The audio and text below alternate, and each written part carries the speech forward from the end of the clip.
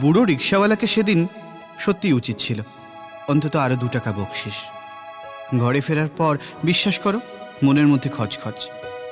ঘরে ফেরার পর গায়ের ভিজে জামাটা খুললেও বৃষ্টির গন্ধটা যখন গায়ের আরেক জামা, গন্ধের ভিতরে তোমার এক আকাশ চুল, মোমের আলোর মতো গলে পড়া ঠোঁটের অরাজকতা, হাতের 5টা আঙুলের ডাল ডালিমে ডালিমে ভরাট, এক আমিতে আর এক আমির নবজাগরণ। আমি যেন আমারই উদ্ভিদ, পল্লবে পল্লবে শাখা প্রশাখায় বিপ্লবের শব্দের মতো মর্মর।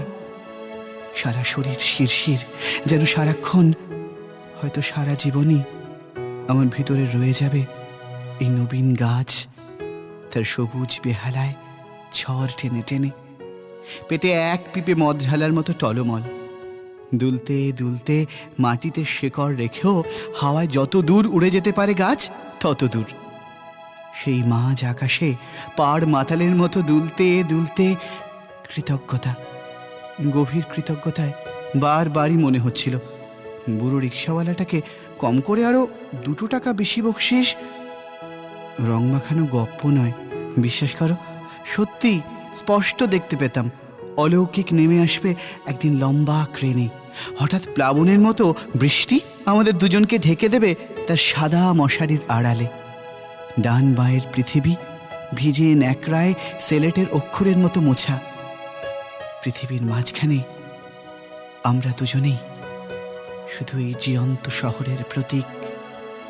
ভাসমান শহরে 2টি স্থির জলস্তম্ভ, আমরাই অ্যান্টেনা এবং টেলিভিশন, ফিল্মোৎসব, আবার হল ঘর জোড়া প্রদর্শনী।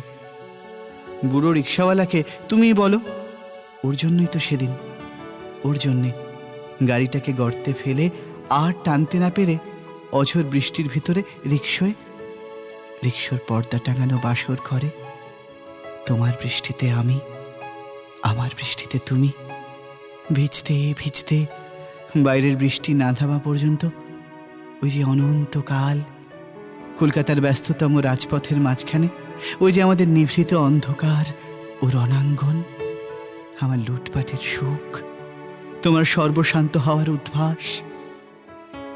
বুড়ো রিক্সাওয়ালাকে আর 2 টাকা বেশি দিলেও কম পড়তো না, কিন্তু আমরা তো তখন ভাগাভাগি করে নিয়েছি 100 বছরের ভালোবাসা।